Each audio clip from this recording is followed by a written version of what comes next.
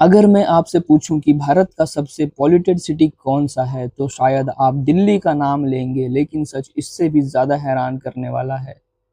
IQ air report के मुताबिक 2024 में असम और मेघालय के बॉर्डर पर स्थित बर्निहाट को दुनिया का सबसे पॉल्यूटेड मेट्रोपॉलिटन एरियाज में शामिल किया गया था। यहाँ का एनुअल पीएम 2.5 लेवल डब्ल्यूएचओ की रिकमेंडेड एनुअल गाइडलाइन से लगभग 25 गुना ज्यादा रिकॉर्ड की गई है।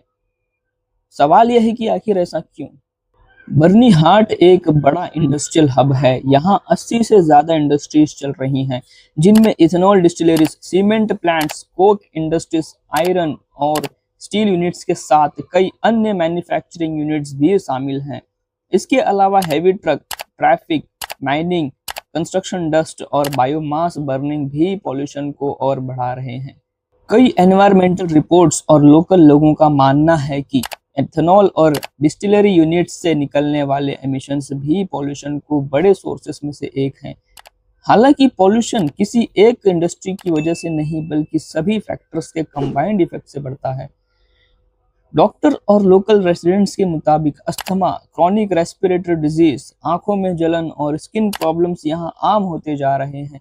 फ्रंटलाइन की रिपोर्ट के मुताबिक सिर्फ 2 सालों में रेस्पिरेटरी और पॉल्यूशन से जुड़ी बीमारियों के रिपोर्टेड केस लगभग 2082 से बढ़कर 3681 तक पहुंच गए।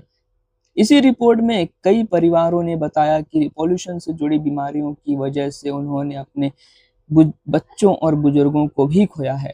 लोकल्स का कहना है कि बाहर सुखाए गए कपड़ों पर काली धूल जम जाती है। खेती पर भी इसका असर दिख रहा है और कई दिनों तक हवा में धूल और धुआं जमा रहता है।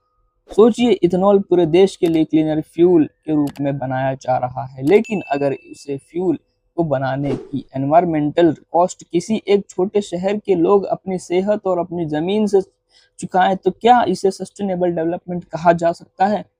डेवलपमेंट जरूरी है, ग्रीन फ्यूल भी जरूरी है, लेकिन ग्रीन फ्यूल तभी सच में ग्रीन होगा जब उसका प्रोडक्शन भी एनवायरमेंटल फ्रेंडली हो और पॉल्यूशन कंट्रोल स्टैंडर्ड्स का सख्ती से पालन हो।